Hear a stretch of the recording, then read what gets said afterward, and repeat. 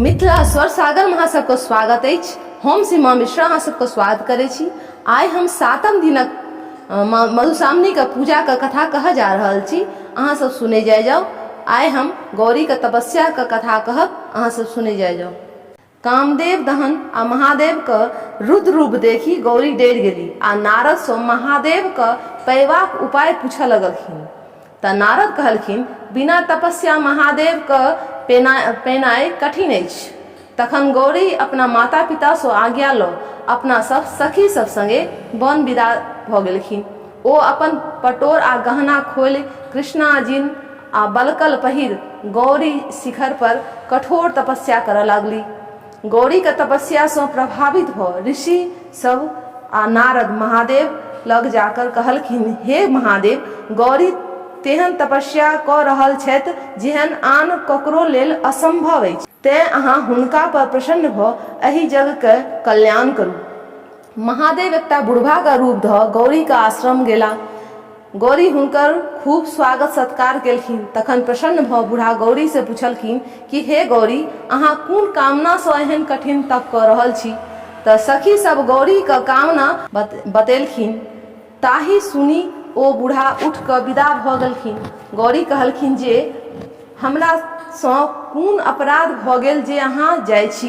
बूढ़ा कहलखिन, हमरा अहाँ पर पहिने श्रद्धा भेल छल, मुदा अहाँ क अभिष्ट बुझी अपार दुख भ रहल अछि। अहाँ असरफी बेची माटि कीनल निकललहुँ हँ। अहाँ हाथी छोड़ि क बरद पर चढ़ चाहे छी, सूर्य के रोशनी छोड़ि क भगजोगनी आ कोठा सोफा छोड़ि क मरघट में रह चाहे छी।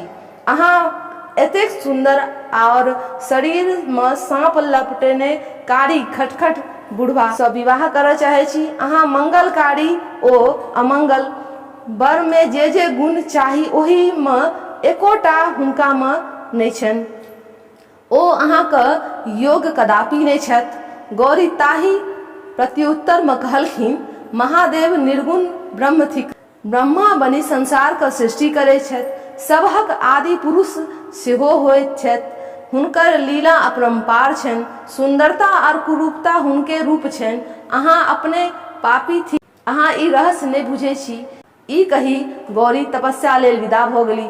बूढ़ा तुरंत महादेव का रूप धरी हुनका आगू रास्ता रोकी ठाढ़ भ गेला आ कहलखिन जे गौरी, हम अहाँ का तपस्या से प्रसन्न छी, चलू कैलाश, ओते हम सब विवाह करब। गौरी लजा गेली आ अपन सखी से कहवेलखिन, हे आदिनाथ, यदि अहाँ हमरा पर प्रसन्न छी त विवाह प्रचलित नियमानुसार अहाँ कुनु गोटा दिया हमरा पिता ओहिठाम अपनान विवाह का प्रस्ताव पठाओ, जाहि सो हमरा पिता का गृहस्थाश्रम सफल होइन आ यश पसरैन।